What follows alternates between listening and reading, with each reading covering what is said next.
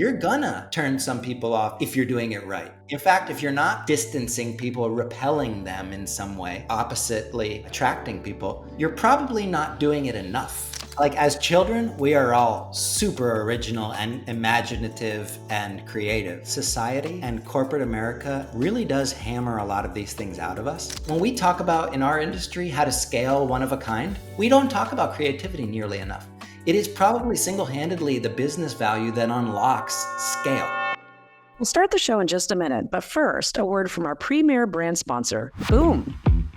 I'm Benjamin Vale, and I'm the owner of Hospitality, and we are a short-term rental and mid-term rental management company in Columbus, Ohio. We manage about 140 furnished listings, mostly in Columbus, but also some in Cincinnati and surrounding cities around Columbus.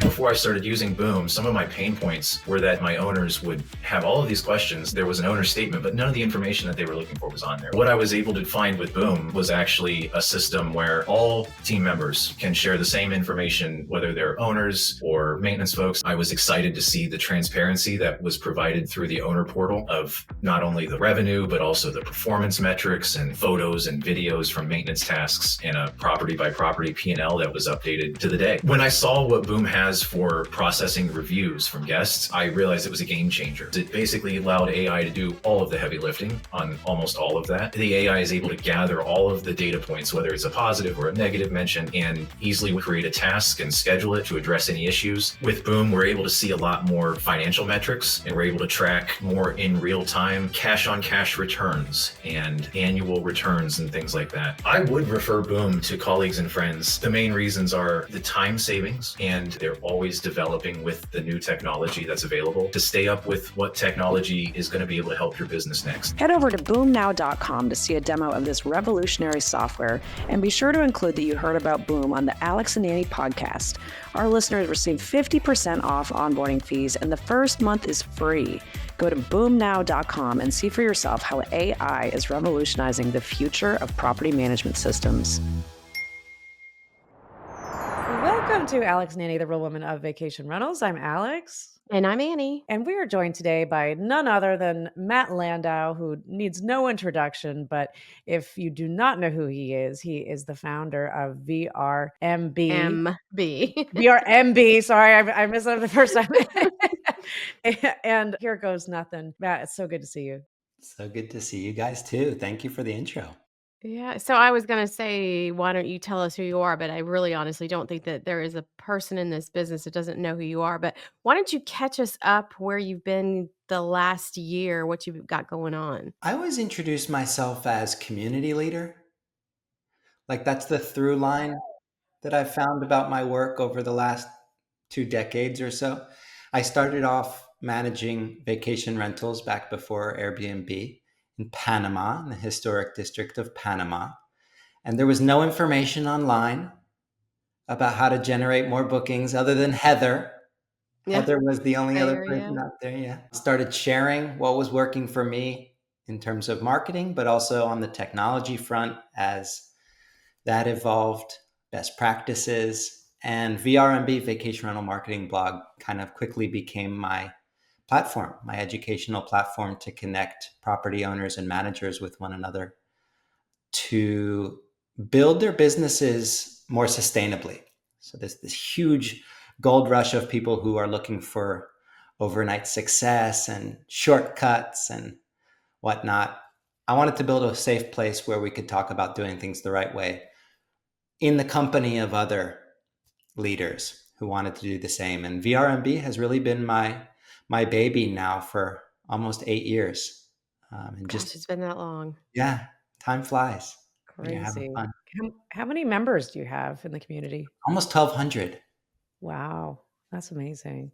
Yeah, and it was like a pretty significant shift going from only online community building with VRMB to starting to host retreats. And I found that, wow, when I'm in person with someone, several people, a whole new level of discovery becomes available. And frankly, I didn't have any experience hosting retreats, and in hindsight, didn't really know what I was doing when I started hosting retreats. And it's a very safe, supposedly safe space that you're creating. And I was just kind of trying to go by instinct, but it was only after I started hosting these retreats that I was like, wow, this is a job. Facilitating groups who are going new places with one another is a serious job. And it's a profession. There are professional facilitators who do this for a living. So, really, to answer the question, over the last year, I've been immersing myself in that community of professional facilitators whose job is really to bring people together and unearth possibilities, to build collective wisdom, as we call it. And that's just really become something I'm really passionate about. And in our industry, something I'd love to talk about today, it feels like we need that level of human connection and breakthrough more than ever, to me. I don't know how that lands with you guys. Yeah, absolutely. And I think, it's interesting that you've brought now this next level of literally professionalism and expertise to these retreats, because it really, I mean, it is, it's a big responsibility that I don't know if you've really thought about it that way when you first started them, but it's like when you've seen the changes that people are making to their lives, like, I think that also in my mind, it must have just been like, okay, wow, like I want to make sure that, not that you're guiding anybody in the wrong way, but like, how can I make this even better for them? Because just without having a whole lot of experience, it was already from the first ones you did, just, awakening to so many people that attended these. So it's got to be very fulfilling, I think, in your journey, just in those retreats and how much you've grown too in that process. Yeah, it has. That's a really keen observation. I think the journey that I've been on is also similar to the one that a lot of our colleagues are on, which is how can I go even deeper into the human connection aspect of this job? And that is not a conversation about scale or automation or any of the number of regulation, any number of the things that managers these days are working on. That's a totally separate art. And I have found it to be very different and challenging kind of learning.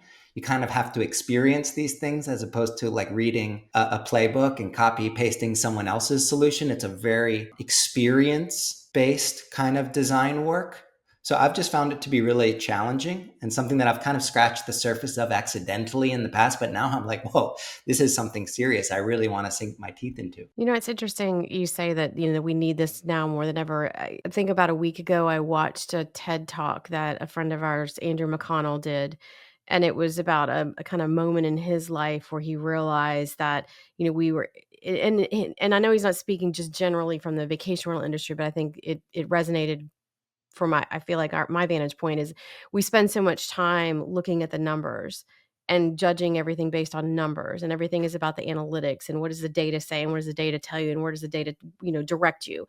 And that we forgot that at the root of it, it's people and it's the connection and it's those touch points with people and those moments that are so important. And that he had gotten to a point where he was so deep into the data that he was leaving out the biggest, strongest, the most important connections in his life. And so for him to bare his soul and talk about that, I thought that was really it made me cry because I felt bad that he had gotten to that point, but what a great lesson to share. And I think it kind of speaks to what you're trying to do, is that we need to have more personal connections. And yes, we need to have data, we need to have technology, we need to have all these things, but if we leave the persons out of the business, then we don't really have a business. I mean, we're in hospitality after all, and hospitality is that human connection and making people feel and experience. And so I think it's all interesting timing that this is coming up.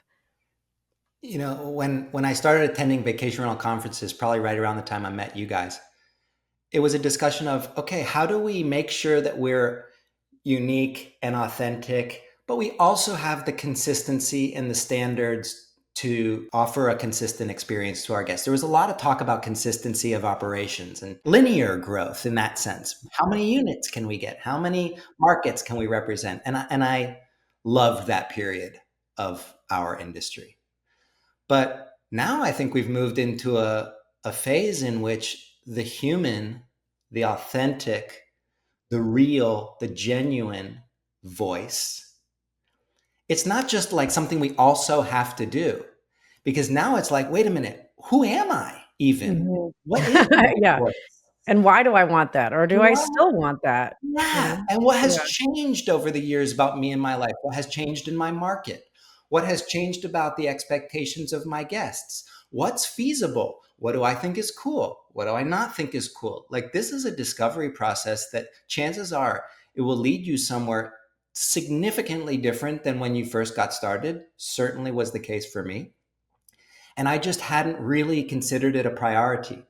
I was so focused on the consistency and the standard operating procedures and the technical side of growth that I had lost my human connectedness.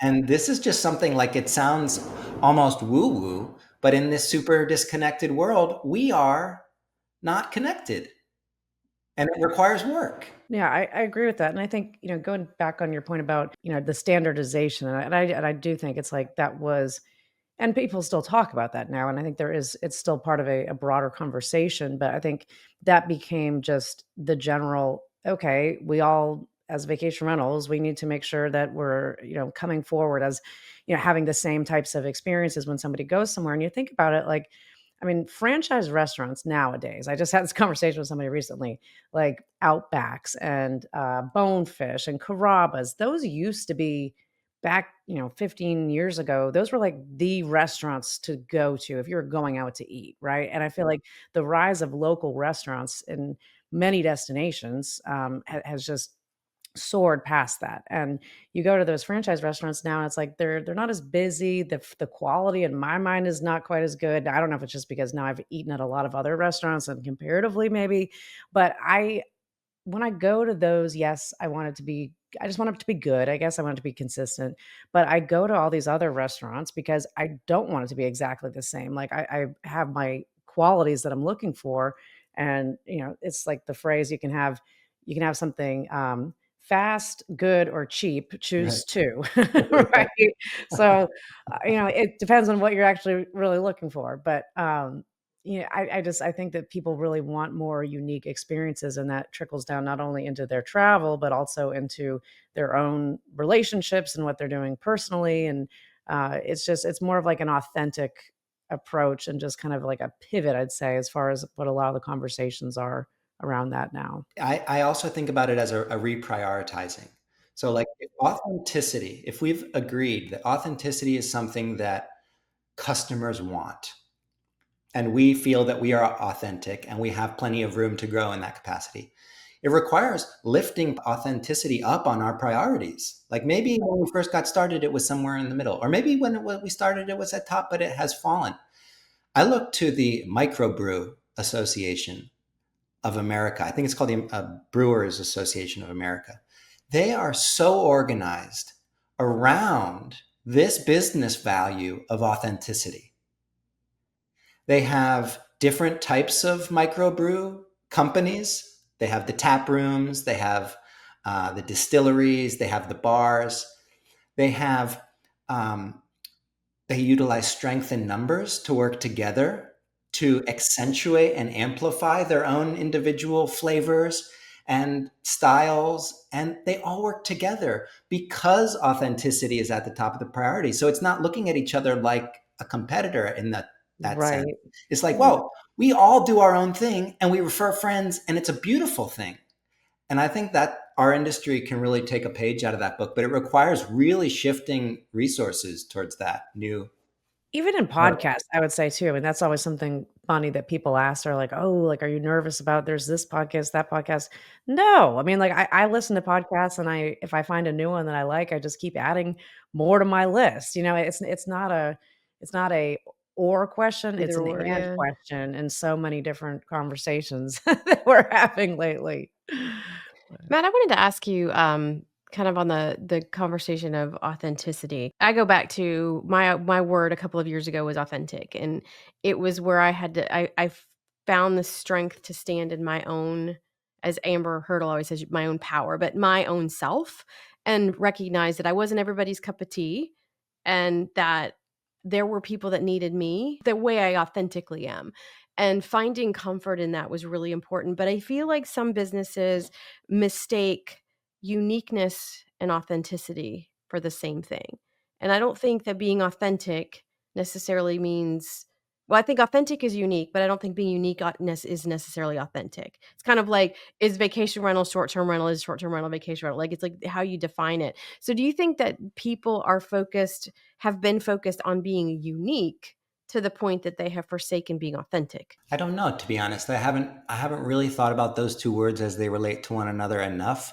But what I can definitely say, and I've gone through this personally over the last 6 months or so, artists have this deep, original source of expression, creative expression. They have a deep vision for how they see the world, right? And they put something up on a canvas, or they make a sculpture, or they put together a performance, and that's pure essence of them, right? That has to be coming from their own original place. That can't be copying anybody else. They can't be looking at other artists thinking to themselves, well, I'm going to try to do something similar to this one. And the moment they do, people can sense the lack of authenticity in that sense.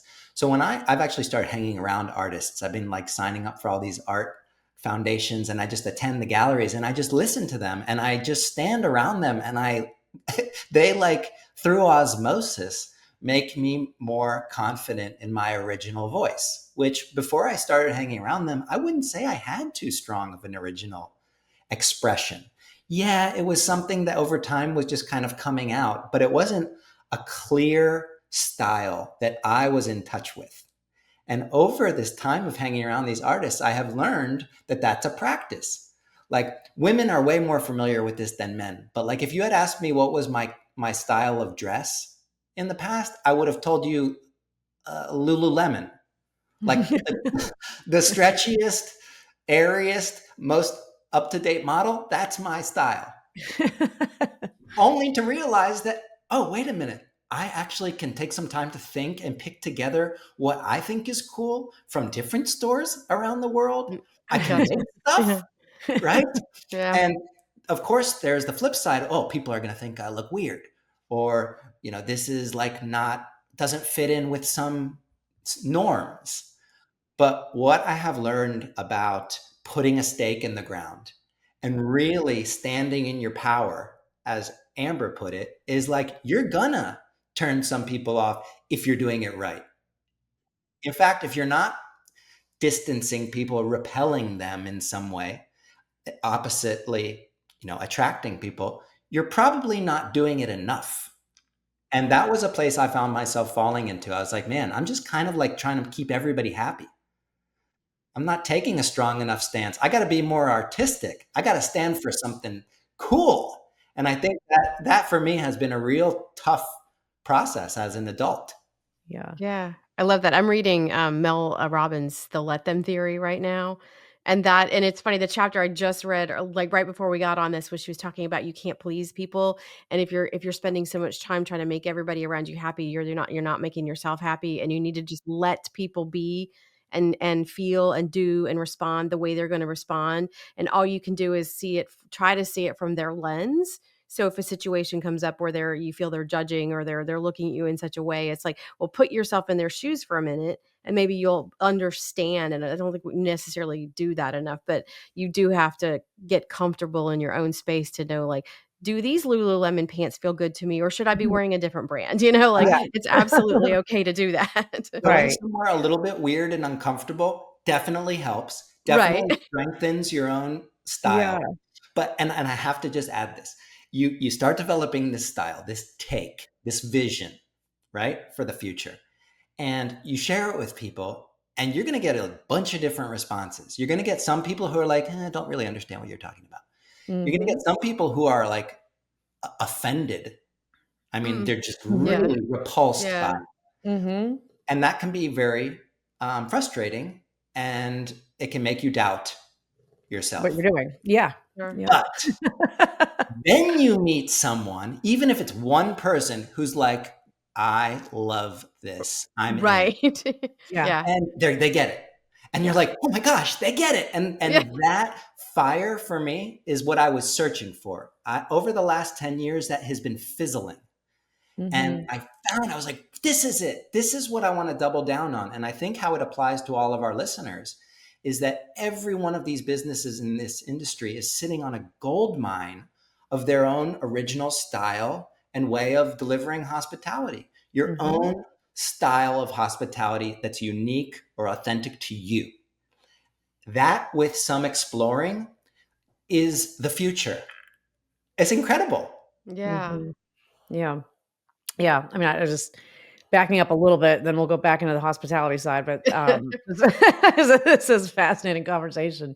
You think about, like, how much of a role brands have played in all of our lives as we were growing up and in whatever years, I mean, like, it just brands are such a big part of that, and talking about the clothes, I mean, again, back in the day, I mean, Abercrombie and Gap and Old Navy and these brands that used to go to a mall, and it's like, you could very much tell. I mean, and on some of the other sides, like the skater brands and like more like completely opposite kind of like if you're in high school kind of type of person, quote unquote, you were, and how much that was so defining to us as we were younger by what our clothes were, right? And how much that has now changed too. That it's like I don't just wear one brand of clothing. I mean, I actually do the opposite. I mean, I do Rent the Runway, and I wear tons of different brands because it allows me to be able to show my authentic self showing up in the situations for what is appropriate for that. But I think, as this relates to kind of the bigger picture there, it's like, how do we, it's almost like we're going away from exclusivity in so many different ways of like, you don't have to just be this, you can be this and that. I mean, I know when I started my own business last year, people saying, wait, like you're not just gonna work for one company. You've always worked for one company. Like, no, I'm gonna work for a bunch of companies and I'm gonna have my podcast too. And I'm gonna do all the things. But it's when you've been trained to be one thing and do one thing a certain way, it's hard to, kind of shift your mentality on that. But I think, how we apply that in hospitality businesses is just celebrating the uniqueness of that authenticity of having different experience than everybody else in your market. And it doesn't have to be that it's wildly over the top difference, but there are marketable differences between how a guest feels being the operative word with you versus staying with somebody else. And maybe it's little things that the guest can't even quantify, and that's fine too. I could not agree more. And I think about it through the lens of a vision. So when you're going to invent something entirely new, when you're going to innovate, let's say when you're going to release this new Alex on the world, old Alex has only ever worked for one company. That's the image that people have had of you. That's the image you had of yourself to a Right. degree. Yep. Yep. When you're shattering the old image, when you're busting it, you're breaking it up, it dies. And you're starting this new thing. I've found the single most helpful accelerant to be a vision. Because if you have a vision, if you're like explaining to people, no, no, no, I'm actually going to be doing several things, and Mhm. here's what it looks like over time, then they'll be like, they'll get it, or Right. maybe they Yeah. won't, but at least they see kind of a longer term plan, as opposed Mhm. to just saying we're going to disrupt stuff. Right. Yeah. I mean, tell people what you want them to believe and they will believe it, right? I mean, like, seeing is believing, and you have to be able to show people, I think, to get them to that point. Yeah, and telling ourselves, like, I'm still trying to tell myself this new Yeah, vision story. Yeah. right, yeah. Yeah, tell yourself what you want yourself to believe too.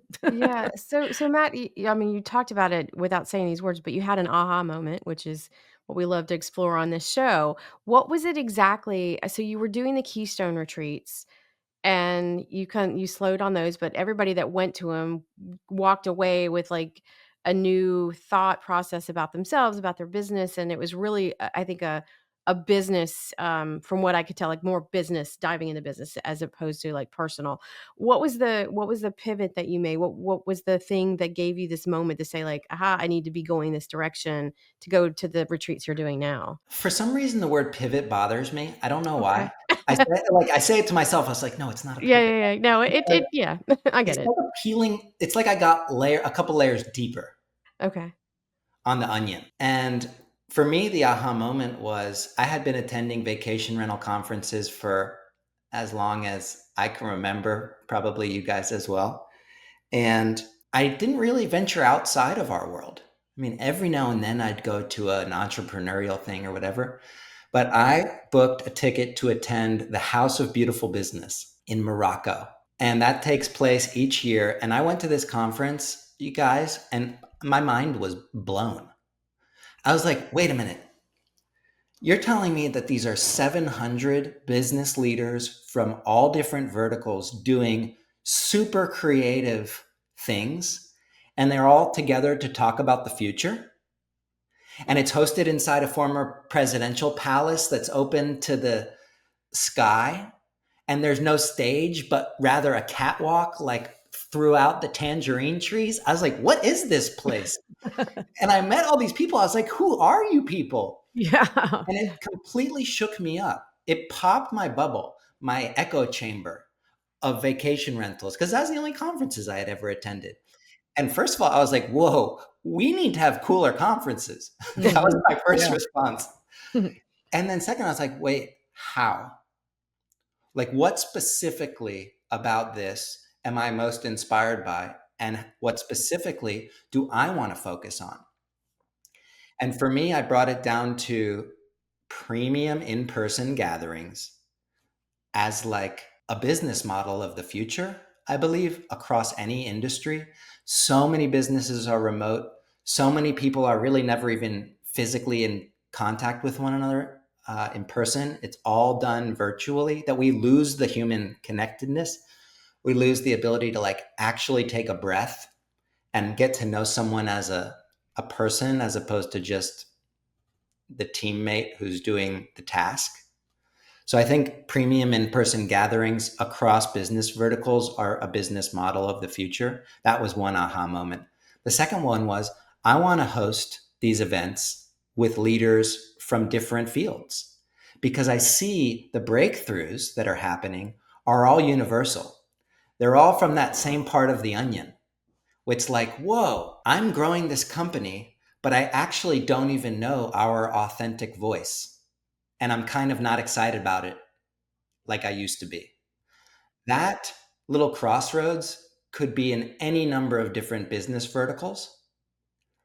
I've just found it to be now like so exciting and dynamic and challenging and invigorating, really, to get together with leaders from different industries. Because if you're in entertainment and this person's in real estate, and this person's in hospitality, and this person's in food and beverage, and this person is a musician, and you have people talking about their breakthroughs together, it gives so much more texture. And it's just like so freeing. It's liberating. And it contrasts night and day with the feeling of kind of suffocation, like limitedness that I felt. I felt like I was kind of like in a bubble, like with a ceiling or something. It was you pop. And now I'm just like, whoa, the world is my oyster. I love that. We'll be back in just a minute, but first, a message from our premier brand sponsor, Beyond. I'm Nicole Gross. I'm Terry Gross. And we're the co-owners of Novation Realty, LLC in Honolulu, Hawaii. And we've been using Beyond since summer 2021.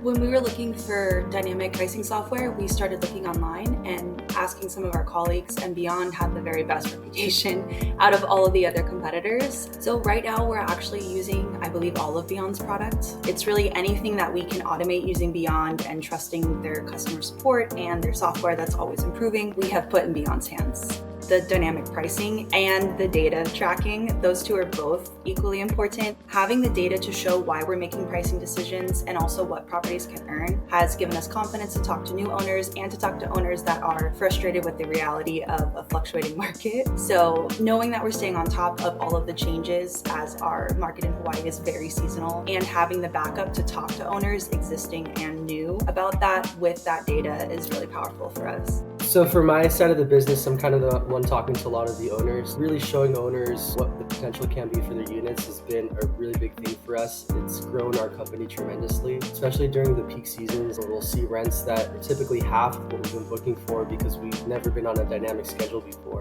Beyond's data tracking has allowed me to compare our portfolio against our state's local reporting on the STR market. And according to that comparison, in 2024, we beat the local STR market by 34%, which is really big for us. We really enjoy using Beyond. It's been revolutionary for our business. We are now now in a huge growth phase during the slow market, which is crazy. And we've heard feedback from other sales agents and owners that they've talked to our competitors and they don't have the data that we have. And that is what is helping a lot of people make decisions.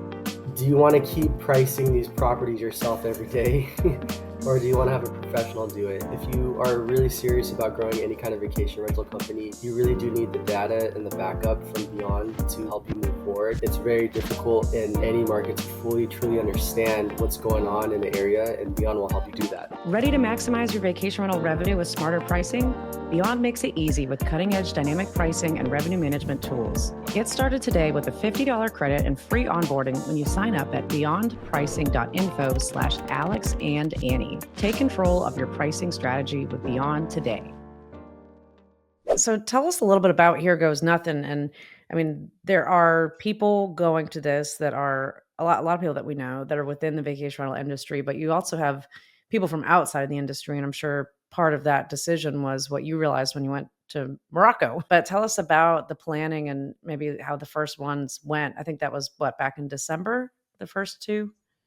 Yeah, so the Here Goes Nothing mantra, for those who don't know, a lot of Europeans have no idea what that even means.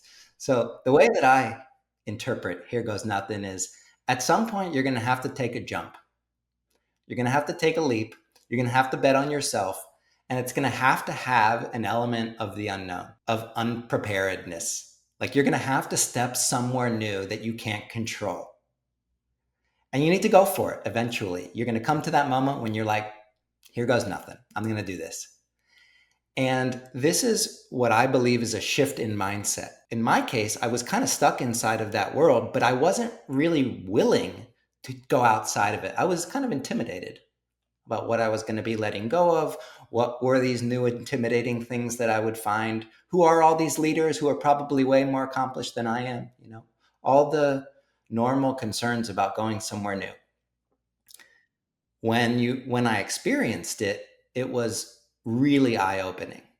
And for me, the mindset shifted possibilities because it's no longer from a place of kind of scarcity.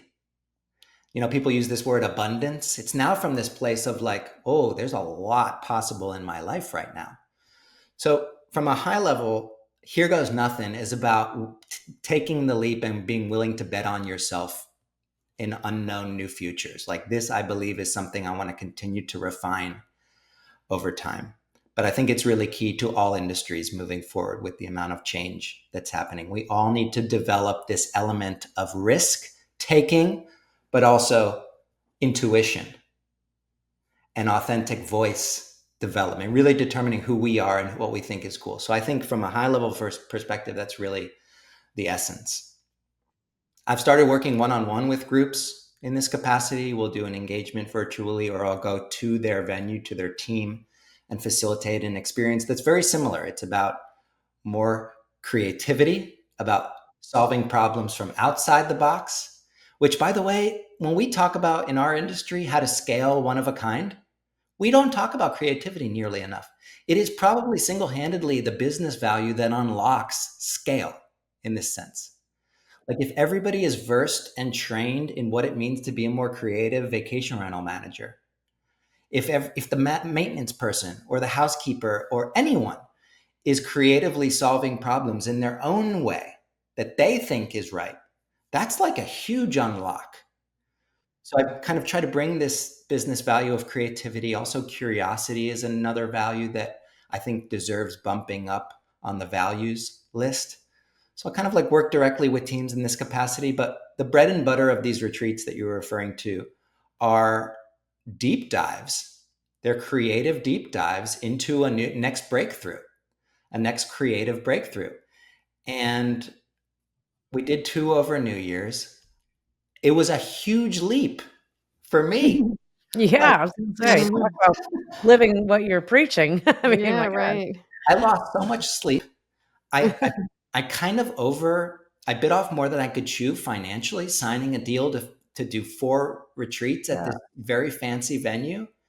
And then I'm trying to struggle with ticket sales. Like this is my project all on my own. It's very exhausting and stressful. Can't sleep at night. And that, as it turns out, is part of the process. Yeah. Right. Right. Yeah.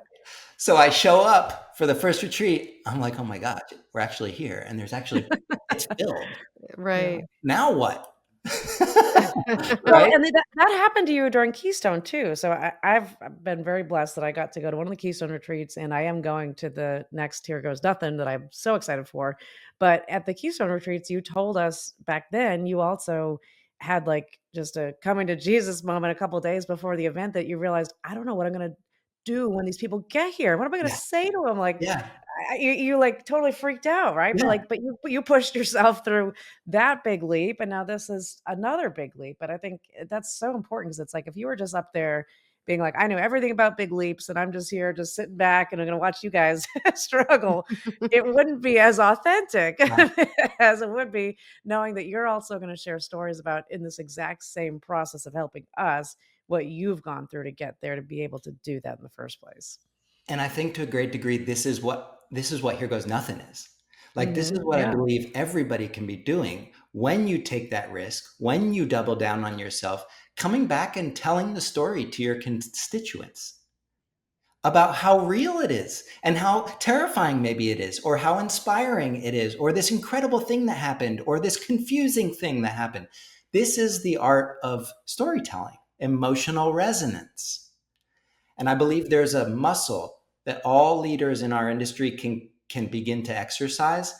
It's the creative muscle of telling these stories. And I promise, it begins to inject juice into your veins. Like that repetition of coming back to your team. You guys are never going to believe this, but I want to try a new experiment. We're going to try something totally new that's never been done before, and we're going to see how it goes. And we're going to report back and tell everyone about it. That's like a pretty exciting premise. Yeah. And for the people that are in other industries or just in general, but are most of the big leaps that people discover in this, are they for their business or are they personal leaps? Very closely intertwined, almost always a personal discovery that has massive business implications. So I'll give you an example. There was someone who realized at this last retreat that they were actually the blockage in their entire business. They were a control freak. They weren't delegating. They were micromanaging. They were not empowering their teammates. In fact, they were looking over the shoulder of their team and making people uncomfortable. They were not using their time wisely. In fact, they were like stifling growth. So that was the business blockage.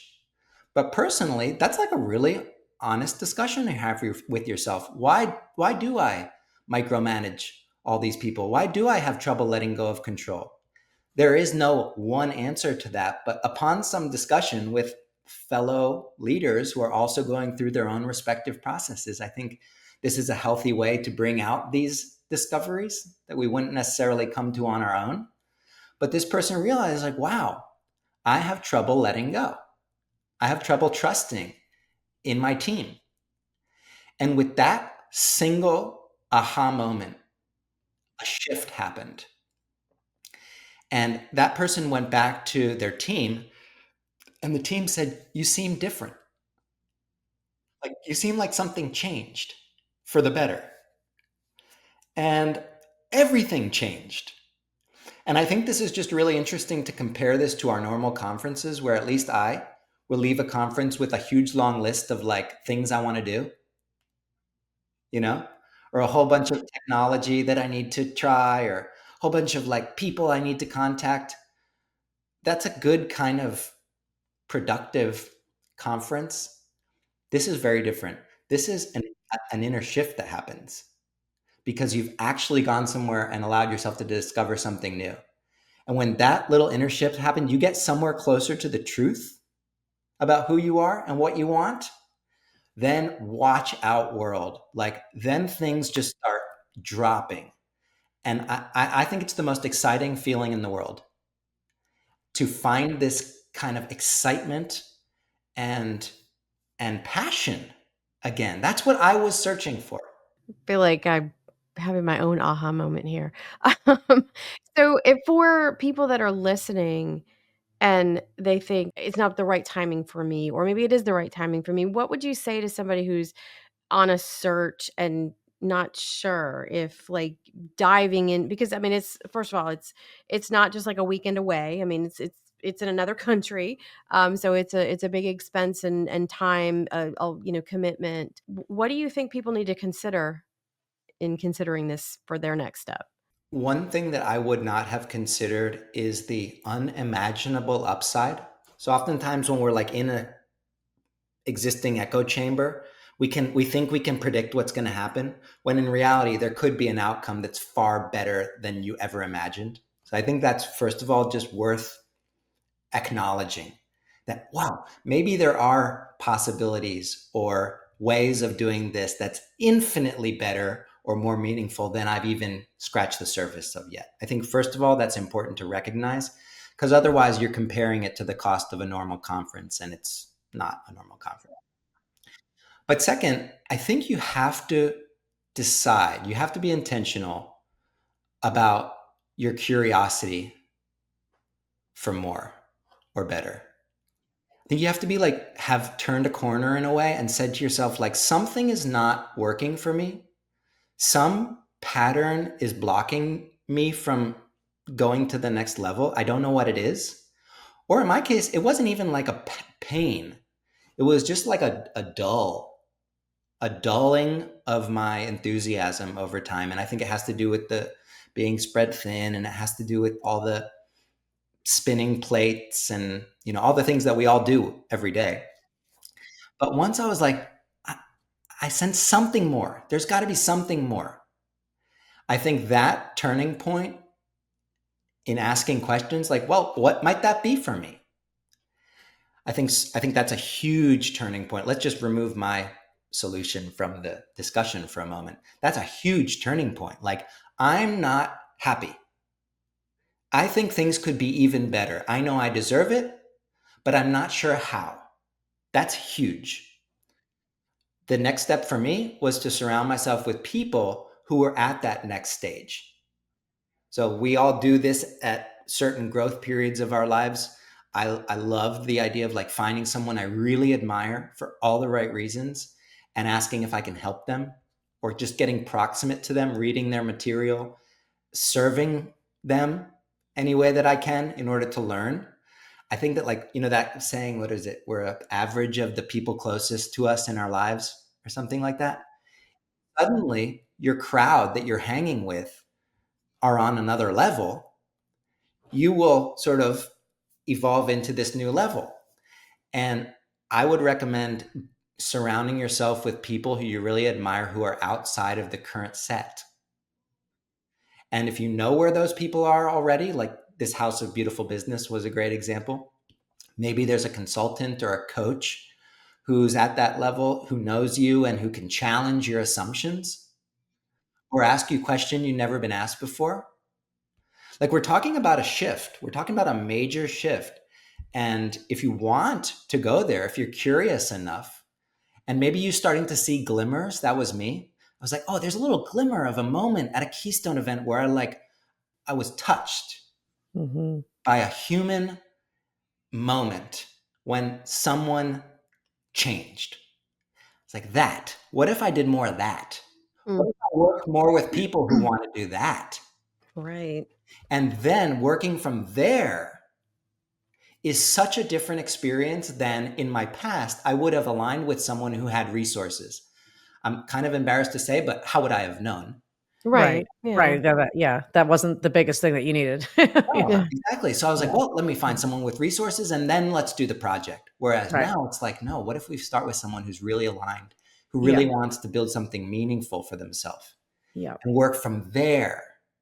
And that's when this almost fractaling thing starts happening. And you're like, whoa, I'm suddenly seeing a bunch of other people who are doing these kinds of things. And for me, it was like one of those, like, once you see it, you can't unsee it sort of thing. Right.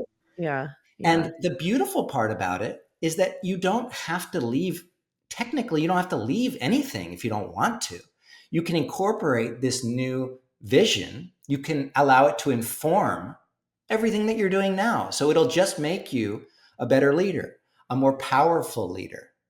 because now you have this insight from different people who are doing like next level things. So again, my retreats removed from this entire conversation, I think it's a mindset shift of saying, now's the time. I'm being called to something more. I don't even know exactly what it is. I'm going to make some explorations into that and see where it takes me. Dun, dun, dun. Well, and I think naturally the genesis of this type of retreat, the people that are going to it are somewhat similar in one way or another, right? That they're all going to this for seeking something, they understand what it is. Nobody's being fooled into they don't know what it is, and they'll discover the day that they get there it's just a vacation or whatever. They know what this is. So you're going to be around people that are like-minded. And, I know for me personally, when I went to Keystone, that's when I met Valerie Genghis, who is, become one of my dearest friends and one of Annie's also. And I would have probably met her, I'm sure, at a conference at some point. But would we have become the close friends that we are now if we hadn't met in that scenario? I don't know. Probably not, because when we had that 3-4 days there of just, very intense and getting to know each other, and just what a wonderful relationship that came out of that. But I think it's the relationships as much as it is all the other personal discoveries that happen at these events. And the magic is that like someone like Valerie, or you could really point to any of the other leaders in our industry who are really crushing it, leading with this incredible authenticity. Yeah. She knows, they all know that it's a never-ending process. Yeah. And you don't like reach a level of excellence and then call it a day. So like Valerie is actively investing in this stuff for herself. Right. With Yeah. her meditation, with her own creative business development. So like, I think that's where it begins to get very exciting, is that everybody is not looking at this from a linear knowledge graph, Yeah. but rather a curiosity graph. It's like, Yeah. oh, you come Investing in from this yourself. really unique part of the world or this really unique business, and you're genuinely curious about how to get to the next place. Let's talk about that. Yeah. I think it's like I always think of a statement I say to my son. And I've always said to him is like, surround yourself with people that make you a better person. And Yeah. whatever that better is, it could be different from day to day, but it's like finding those people that make you feel better, make you think better, make you want to be all of that better, and it's leveling up each time. And it doesn't mean that those people are, and I go back to something, this is kind of off topic, but we were at VRMA with you and a gentleman that you had met, and who had been somebody who was pretty pivotal at the time, I think, for you. And sorry to use the word pivot again, but he had said, well, what do you think about these conferences? And I said, well, I enjoy them. I said, what do you think? And he's like, I find them transactional. I find this one Yeah. I remember transactional. that dinner. And I remember we were like, he's not wrong, because Yeah. it had become, I know and there's been a lot of like that soul searching within the industry about how vendors are treated differently than supply, like just the different pockets of people, and like, how do we all work together for the greater good and feel part of something bigger. And I think that I walked away from that thinking, okay, well, you don't want life to be transactional. You want to be around people that are going to continue to level yourself up and level them up. It doesn't mean that they have to go away. You bring them with you. And if they don't want to come with you, then they're not part of that. That doesn't mean that there's a transaction that was involved in that, but it does mean that they were there for that purpose, for that moment in time. And it's about being more yourself. Like, Yeah. this is the energy that we need to lead with. If everybody can be even more like themselves, even more naturally like themselves, which requires work, Yeah. but even more authentic, there's a place for everybody. That is a train I will get on any day of the week. Me too. I'm right there. I love this. I I love this. I convinced feel like Annie to come with me. oh gosh, I know. I need to do a GoFundMe to get through this. Yeah. Yeah, no, I love that you're doing this, Matt. And I think that one of the things that I have always been admired, been in awe of, been attracted to about you is that you have this constant, and you remind me of Valerie in this sense, is like you've got this constant curiosity. And so it's funny because my word for this year is wonder. Like, I just want to wonder what's out there for me, for the people around me, for the business, for my personal life, my marriage, like all these things. And I don't want to like not have that sense of wonder and sense of of looking outside of what my world is from day to day. And so I think that you've always just exuded that, and I think it's something that's kind of to your earlier point of like some people really gravitate to it and some people are repulsed by whatever it is, like there's just people, but they're the right people, like they're the right people are attracted to that at the right time. And I would add that like society and corporate America really does hammer a lot of these things out of us. Yeah. Like as children, we are all super original and imaginative and creative. Curious, Yeah. yeah. And as Alex pointed out, like over time, we kind of get lumped into boxes, or we kind of like start wearing the certain brands, and Yeah. we kind of just start associating with people because that's what we do as we're growing up. But Yep. now we're being asked to channel this original, authentic self. And we're like, I don't know how to do that. It's worth the process of beginning. That's all I have to say. I feel like I'm just starting at age 42, but like it's never too late, right? It's so interesting though. I mean, I'm 39. I'll be 40 this June, and it's like all these things that people told me over the years of like the different decades that you're in and what you care about, and it's like when you're in your 40s, you finally realize you don't care what anybody thinks, and you want to do what you want to do.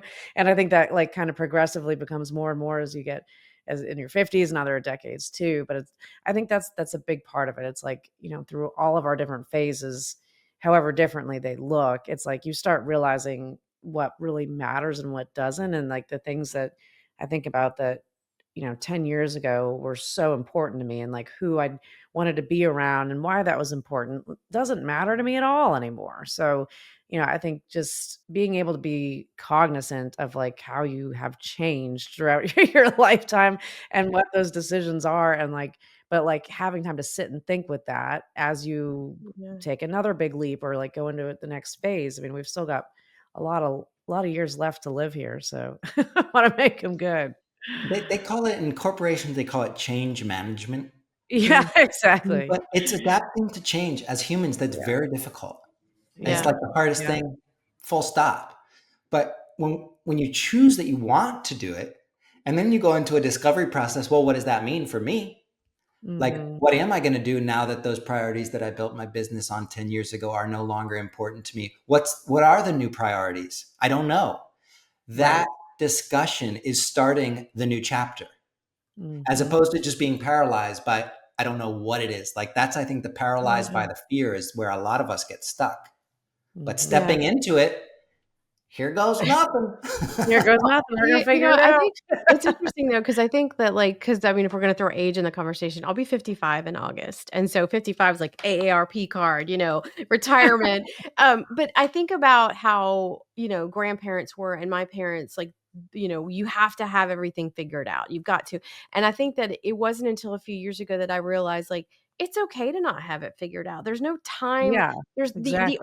the only time expiration we have is one that we really don't know when it happens. So Mhm. it's like if you're going to be living for an like a expected expiration, what does that look like? If you don't know when the expiration is, like what can you do? What can you accomplish? Like it's okay to not know. And when you start to feel comfortable in that space of not knowing, I feel like there's just so much discovery that happens to you as a human, as a partner, as a spouse, as a friend, as a sister, as a daughter. Like all of those things for me have just I just feel like there's just an untapped amount of discovery out there to happen. And now if you had asked me that when I was 25, I would have said, well, crap, I better do this all before I'm 50. Cause once I hit Right. 55, I'm like out the door. I got my red card. I got to go, So I think that more people understand that and are willing to like step into that uncomfortable space of it's okay not to know, but you Yes, can't not 100%. try. it's Mhm. so inspiring. Yeah. It is Yeah. so inspiring when you look someone in the eye and you say, I'm not exactly sure what's about to happen, but here's why I'm making this bet on myself. And Mhm. then you report back what happened. There's Mhm. suspense, Yeah. there's joy, there's Yeah. sadness, all the feels. Right. And it's so engaging. And this is a style of leadership. This is creative leadership. This is how we communicate with people on entirely new levels. It's by incorporating those steps into our communication. It's like a skill, an art.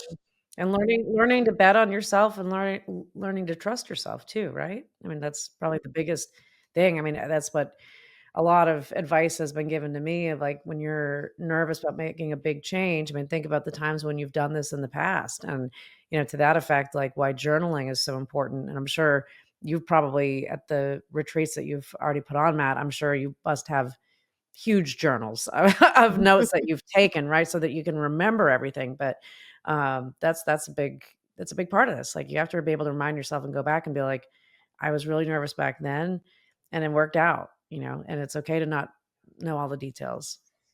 And I think for me, what really changes things is an experience, a moment in which everything changed. And in some cases, it's losing a loved one or being diagnosed with something or being laid off from a job or any number of crises. In this instance, it's self-generated. It's like, oh, I know I want more, but I don't know what it is. And coming to a new realization that, whoa, I'm controlling all these people. I am the blockage for my business. Right. Yeah. That gave me goosebumps when I realized it. Yeah. One experiential shift like that for me, everything changes. And it's very different than coming back, like I said, from like a course, being like, well, this person used this phrase, which I remembered, and this 3 easy steps reminded me of it. This is an energetic experience, not unlike going on a trip, a travel excursion, and meeting someone or experiencing something that changed your life.